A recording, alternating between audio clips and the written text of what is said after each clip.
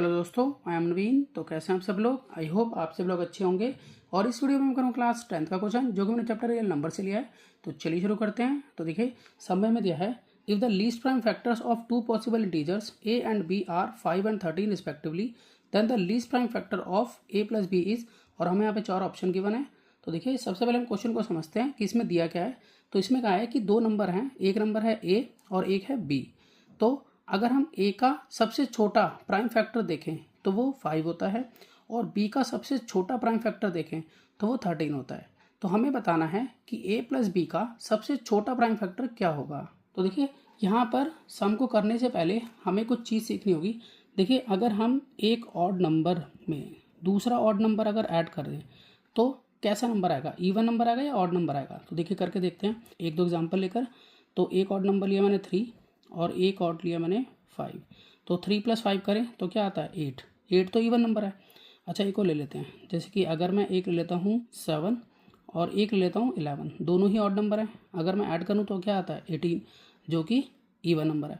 तो it means अगर मैं ऑड नंबर में ऑड नंबर को ऐड करूँगा तो मेरे पास जो नंबर आएगा वो आएगा इवन नंबर। ये सब मैं क्यों कर रहा हूँ अभी आपको पता चलेगा। अब उसके बाद देखिए, अगर मैं 2 इवन नंबर को ऐड करूँ, even number plus even number को ऐड करूँ तो क्या आएगा। तो यहाँ पर एग्जांपल लेते हैं कि एक इवन नंबर ले लिया मैंने 4, एक मैंने ले लिया 8।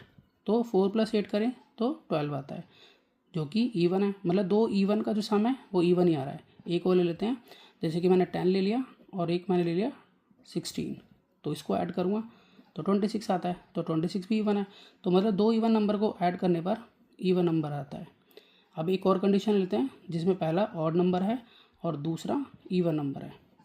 तो अगर मैं ऑड नंबर और इवन नंबर को ऐड करूं तो देखिए, एक ऑड नंबर ले लेता हूं। ऑड नंबर मैंने ले लिया 3 और इवन नंबर मैंने ले लिया 8। तो इसका सम करा तो आया 11, जो कि ऑड था। एक कंडीशन और ले लेते हैं।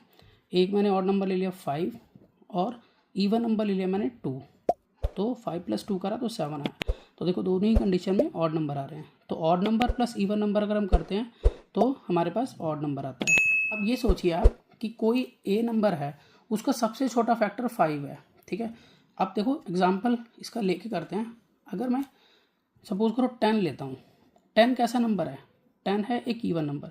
अगर मैं इसको प्राइम फैक्टराइज करूँ तो सबसे पहले तो 2 से जाएगा। तो कहने का मतलब ये है कि आप कोई भी इवन नंबर लोगे तो सबसे छोटा जो लीस्ट प्राइम फैक्टर बनेगा वो तो 2 ही बनेगा ना, क्योंकि हर इवन नंबर जो है वो 2 से जाता है। तो जो यहाँ पर ए है वो इवन नंबर तो नहीं है। क्यों?